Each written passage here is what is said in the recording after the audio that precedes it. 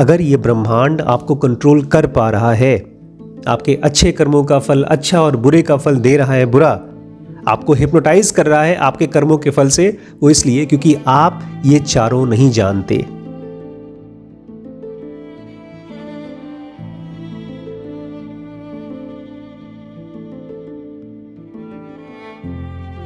नमस्कार दोस्तों, स्वागत है आपका ज़ेन योगा चैलेंज 2022।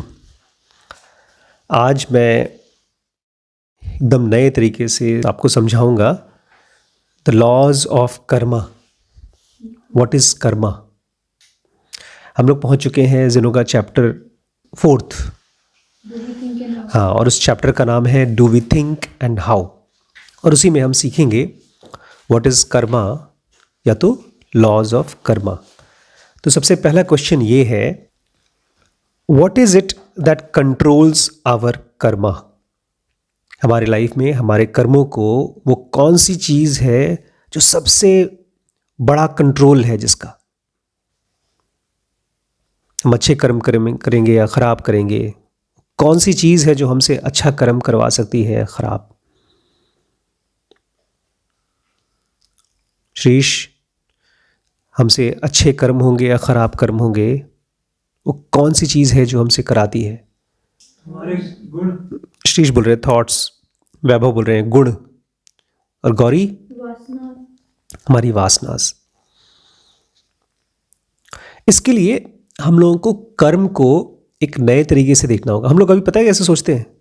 बहुत पुराने तरीके से, बहुत पुराने।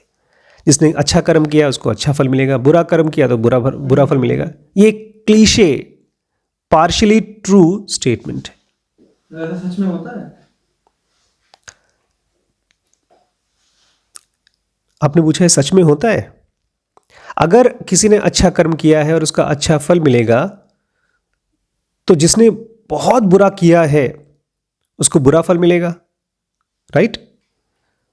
फिर वो अच्छा करेगा, लेकिन अच्छा कब करेगा? जब किसी के साथ बुरा होगा तो उसका रिस्पॉन्स तो बुरा ही करेगा।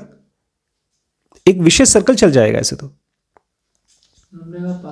ये पार्शली ट्रू इसलिए है क्योंकि कर्म का फल तो बनता है, लेकिन उसमें से फ्री होने का रास्ता कुछ और है। हर एक कर्म का फल बनता है, इसीलिए तो इस दुनिया में रहने का मन नहीं है। ये दुनिया एकदम बिजनेस की तरह चलती है। अगर आपने 10 रुपए का काम किया तो आपको 10 रुपए का फल ही मिलेगा। हम उम्मीद करते हैं 10 रुपए का काम करें और 50 का फल मिले, लेकिन जिंदगी इतनी निष्ठुर है कि अगर हमने नकली 10 रुपए का काम किया है तो नकली 10 रुपए का फल मिलेगा, एकदम सही सही। तो जब तक आपको इस दुनिया से कुछ चाहिए, तब तक आप फ्री नहीं हो सकते। इसलिए कृष्ण अर्जुन से क्या कहते हैं? अगर तुम्हें फ्री होना है तो क्या करो? कर्म को समझो पहले। इस कर्म को समझने के लिए सुनिए, श्रीश ने अभी एक पॉइंट कहा था, हमारे थॉट्स। मैं चाहता हूं एक सवाल, आप आंसर मत दीजिए, थोड़ा सोचिए कि जिस समय हम एक थॉट सोचते हैं, कोई एक थॉट सोचिए, अपनी लाइफ का एक थॉट जो आपको लगता है कि आपके लिए सबसे इंपॉर्टेंट थॉट है, उसको सोचिए एक बार ऐसे। जैसे मैं एक थॉट सोचता हूं, हमारा बैंगलोर में एक लाइव सेशन है, एक लाइव ज़ेन योगा प्रोग्राम हो रहा है। सोचा मैंने, आप कुछ सोचिए। वैभव सोच रहे हैं, कुछ भी सोच सकते हैं आप। कुछ भी। मेरी अगली वीडियो मिलियन में जाने वाली है। वैभव की अगली वीडियो 1 मिलियन व्यूज आने वाले हैं, और उसकी वजह से इनके पास 1 मिलियन सब्सक्राइबर्स मिलने वाले हैं। Nice thought, interesting thought, although not true, but Garima कुछ सोचो। अरे कुछ अच्छा सोचो, ये तो एकदम कुनकुना थॉट है, कुछ अच्छा थॉट। Ultrasound queen. तुम ये सोच सकती हो कि मेरा ग्रेजुएशन पूरा हो चुका है और मेरा सिलेक्शन हो गया है गीत इंडिया गीत में नहीं, एयरपोर्ट अथॉरिटी, अकासा में तुम्हें एयर होस्टेस की जॉब लग गई है। झुनने वाला ऊपर से नीचे तक हेलो बोल रहे हैं। और आप वहां पर खूबसूरत कपड़ा पहन करके मुझे कॉफी पिला रही हैं फ्लाइट में।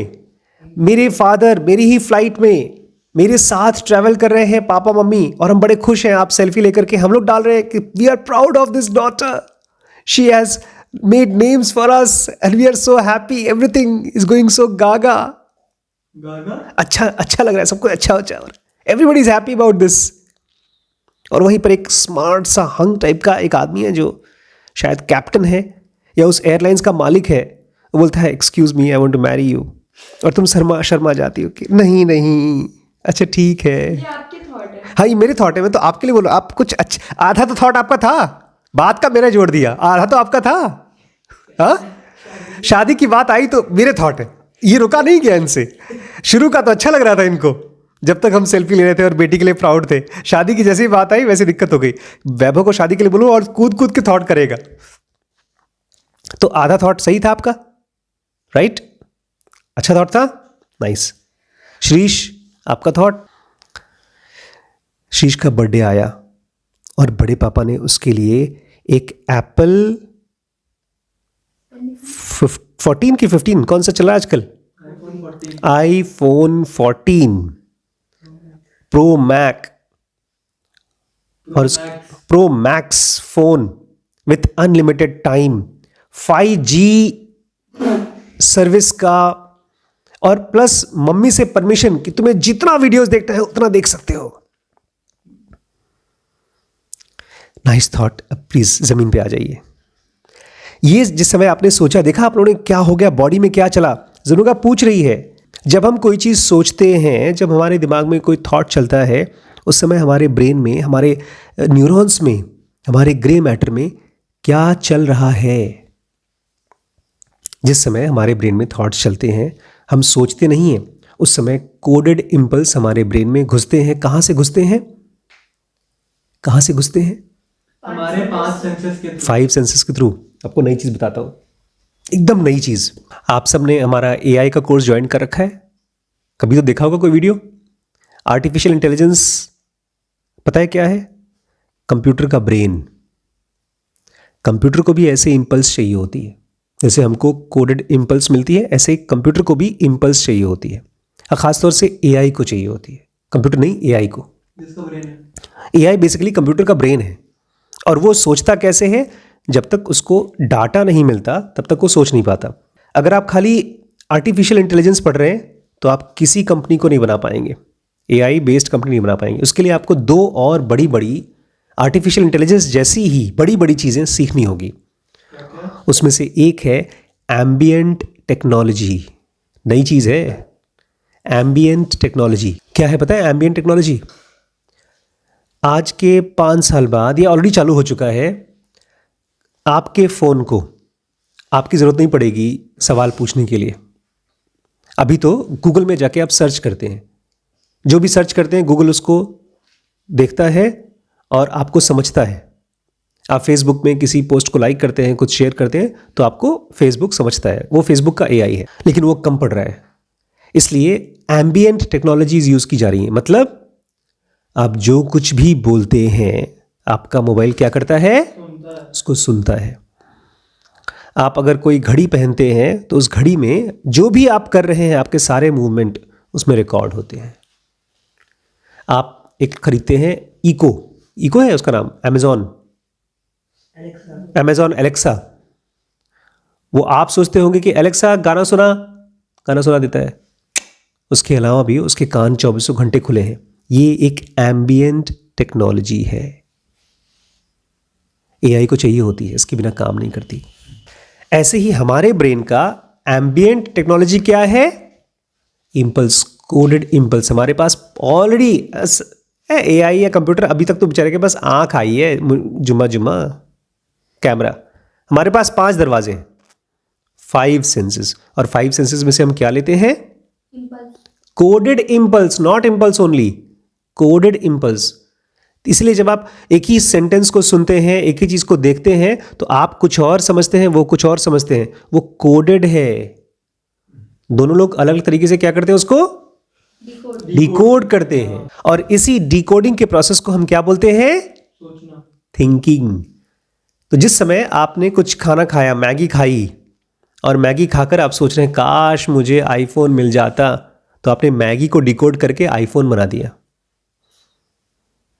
अब ध्यान से सुनिए, मेरा सवाल क्या था? हमारे कर्म को कौन कंट्रोल करता है? कर्म, आपको कर्म के कोई भी फल नहीं भोगने पड़ेंगे अगर आप अपने थॉट्स को उसके प्राइमरी स्टेट में रहने दें।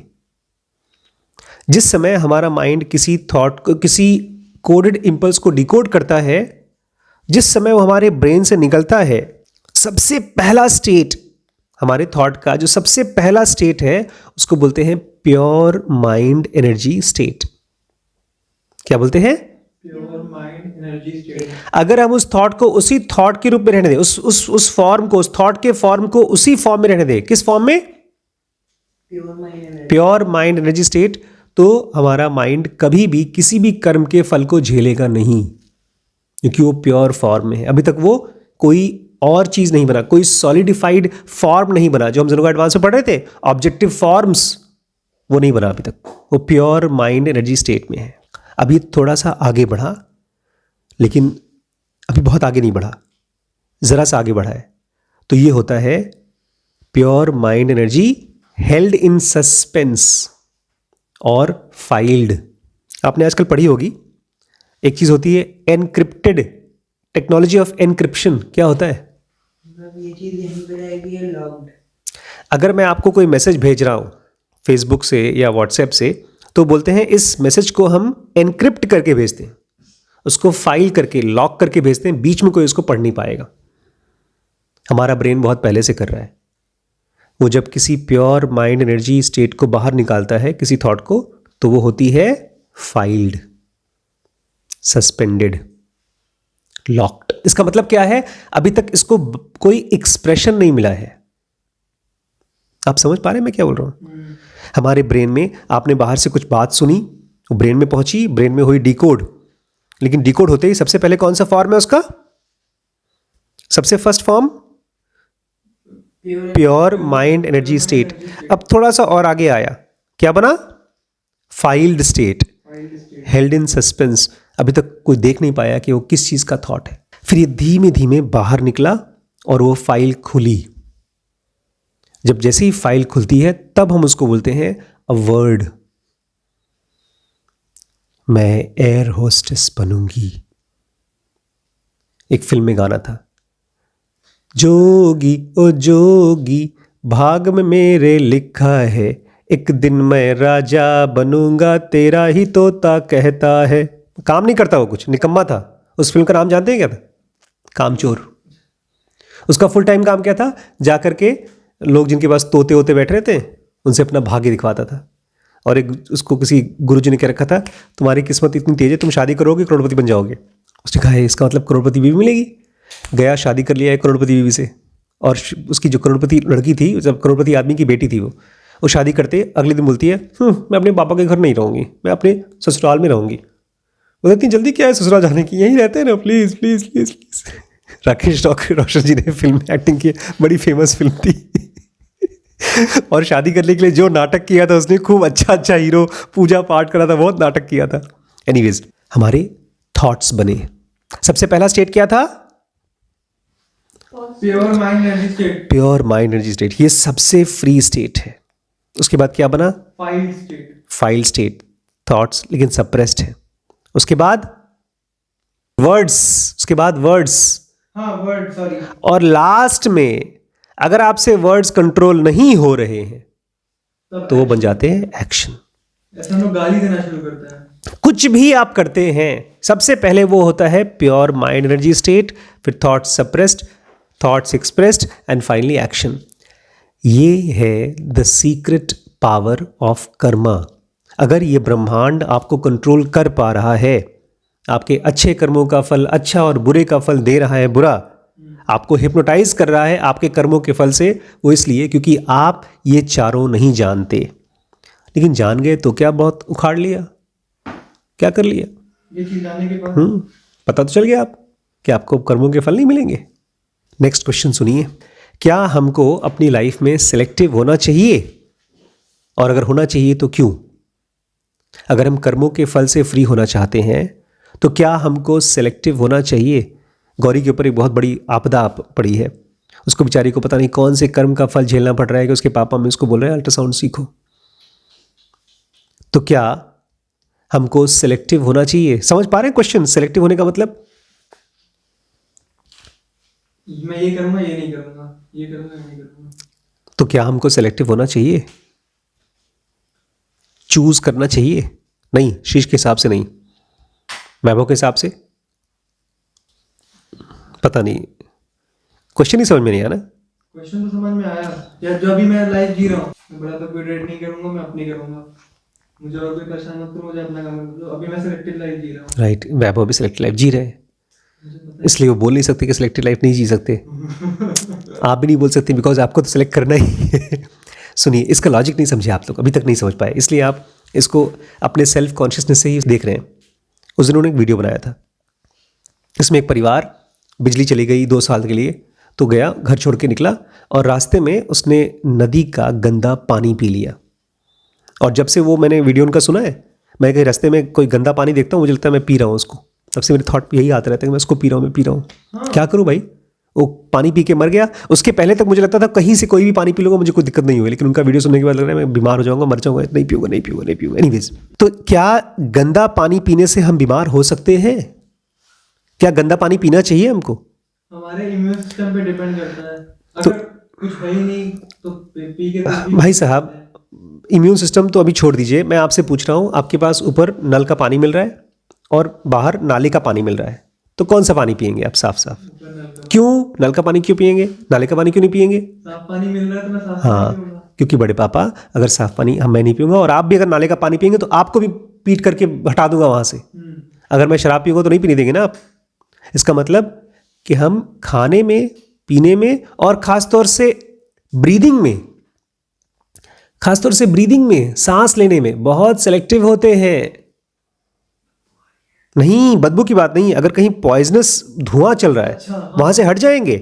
खाली बदबू तो ठीक है, बदबू झेल लेंगे, लेकिन अगर कहीं पर कार्बन मोनोऑक्साइड है वहां से हम हटेंगे और दूसरों को हटाएंगे, आग जल गई तो। लेकिन सुनिए ध्यान से, यहां पर अभी कर्मों को सिलेक्ट करने की बात नहीं चल रही है, यहां पर थॉट्स को सिलेक्ट करने की बात चल रही है। जब हमारे मन में कोई थॉट चलता है तो हम बोलते हैं कोई बात नहीं, कुछ भी थॉट चलेगा, चाहे नाले का थॉट है चाहे नल का थॉट है, दोनों चलेगा। राइट थॉट नहीं भी है तो भी चलेगा।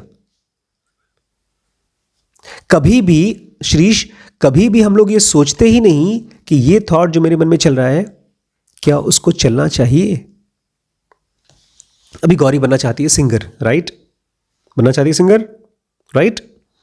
वैभव बनना चाहते हैं यूट्यूबर, और इन दोनों को एहसास भी नहीं है कि इन दोनों को बीडीएम पढ़ाने के बाद भी क्या हो गया है? Survivorship bias. सर्वाइवरशिप बायस का मतलब है, उसको डेफिनेशन क्या था, कल के शॉर्ट्स में पढ़ा था हमने, over estimating the chances of success, success के चांसेस को ओवर एस्टिमेट करना, ये है survivorship bias.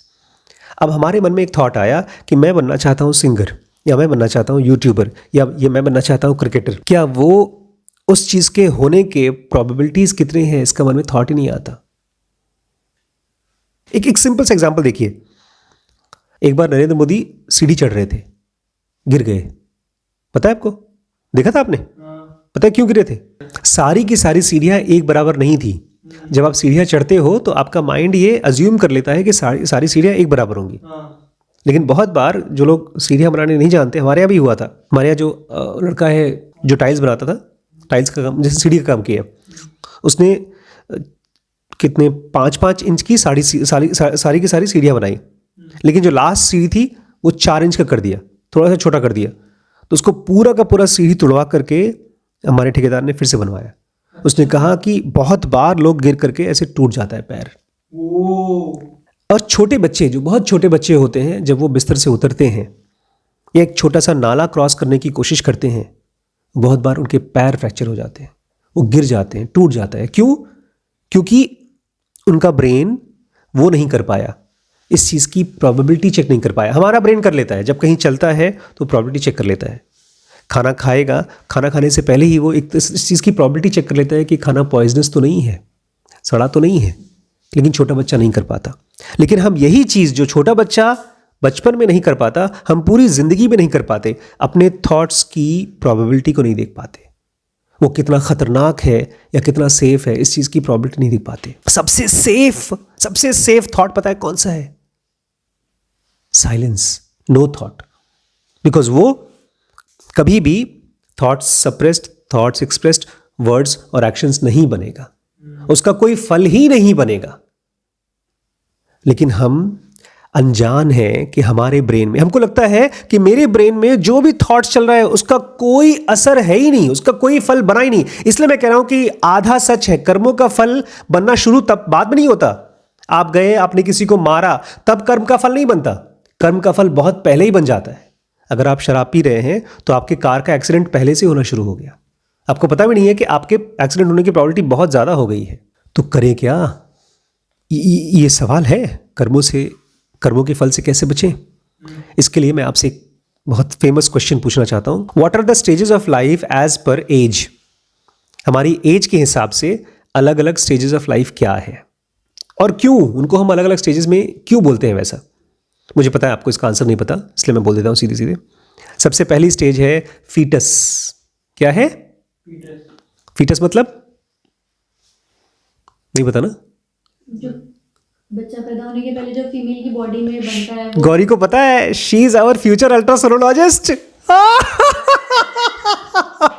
I am so proud of my future ultrasonologist. Exactly you are right Gauri. क्या बोला समझा नहीं। फिर से बताओ बेटा, मुंह बंद कर दो इनका, मुझे नहीं पता। एक बार बता दे प्लीज यार। मैंने मुंह बंद कर दिया। बता बेटी, come on, show them, come on. बच्चा बनने से पहले जो फीमेल बॉडी में एग रहता है, जिसे क्या बोलते हैं, जो स्पर्म से मिलकर बनता है, उसको कहते हैं फीटस। वो लड़की की बॉडी में होता है। हाँ। फीटस मतलब यूट्रस के अंदर। जब तक वो बच्चा ओवरी में रहता है। ओवरी में से तो एग निकलता है, ओवरी में से एग निकल के आता है यूट्रस में। 2 ओवरी साइड में होती हैं, फिर आता है फेलोपियन ट्यूब, उसमें से एक निकल के आता है, फेलोपियन ट्यूब में से एग निकल के आते हैं और आते हैं यूट्रस में। और वो एग हर मेंस्ट्रुअल पीरियड में बाहर निकल जाता है, फेंक जाता है। पीरियड्स में। हर पीरियड्स में, मेंस्ट्रुअल पीरियड में वो बाहर फेंक जाता है, लेकिन यूज नहीं होता उसका। उसका वो यूज नहीं हो पाता। लेकिन जब सेक्स करते हैं तो वो ओवरी, वो एग स्पर्म के साथ मिलकर के फर्टिलाइज हो जाता है और फिर वो बन जाता है फीटस, बच्चा। लेकिन अभी तक बच्चा नहीं बना। तो सबसे पहला स्टेज है इन यूट्रो, जब वो यूट्रस में होता है। सेकेंड स्टेज होती है इन्फेंसी, इन्फेंट। वो कौन सी उम्र तक होता है इन्फेंट? 1 से 10। 1 से 10 नहीं, 1 year, up to 1 year. Next stage होती है टॉडलर वो जो रेंगता रहता है। कब से कब तक? 18। जब तक चलना नहीं सीखता। 18 तक सिंगल रहता है। मैं जमीन पे ये लोग, अभी तुम भी रेंग रहे हो जमीन पे? वाह। Up to 2 to 3 years maximum. In fact 3 years में तो काफी लोग चलना शुरू कर देते हैं। 2 से 3 साल मैक्सिमम आदमी बच्चा टॉडलर रहता है। उसके बाद नेक्स्ट स्टेज होती है चाइल्डहुड। ये क्या स्टेज होती है, कब से कब तक की? ये 5 से लेकर के 13। 12। जी नहीं, 3 to 6 ईयर्स तक चाइल्डहुड होता है। बचपना केवल 3 to 6 ईयर्स है। अब आप बड़े हो चुके हैं भाई साहब, निकल चुके हैं उसमें से। नेक्स्ट स्टेज आता है एडोलेसेंट।